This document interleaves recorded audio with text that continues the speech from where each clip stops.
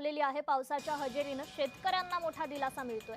शेतीच्या कामांना आता पुन्हा वेग येणार आहे। काही दिवसांपासून पावसाने दडी मारली होती, मात्र आता पावसाचे हे पुनरागमन पाहायला मिळतंय।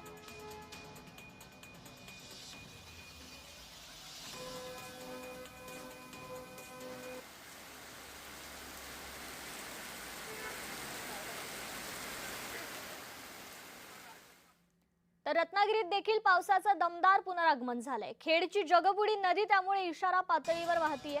10 दिवसांच्या विश्रांतीनंतर पावसाचं आगमन झालेलं आहे। गेल्या 24 तासात जिल्ह्यात सरासरी 46.90 मिलीमीटर पावसाची नोंद झाली आहे। सर्वाधिक पाऊस हा खेड तालुक्यात झालेला आहे। 94.42 मिलीमीटर इतका पाऊस झालाय। तर दापोली, चिपळूण आणि मंडणगड तालुक्यात 50 मिलीमीटर पेक्षा अधिक पावसाची नोंद झाली आहे।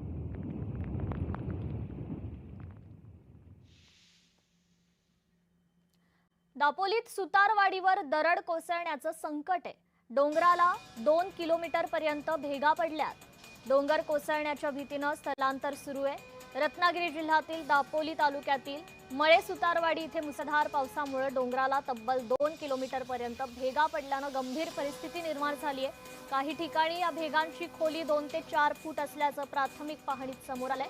तर संभाव्य दरड कोसळण्याचा धोका लक्षात घेता महसूल प्रशासनाने घटनास्थळी पाहणी करत नागरिकांना तत्काळ सुरक्षित ठिकाणी स्थलांतरित होण्याच्या सूचना दिल्या।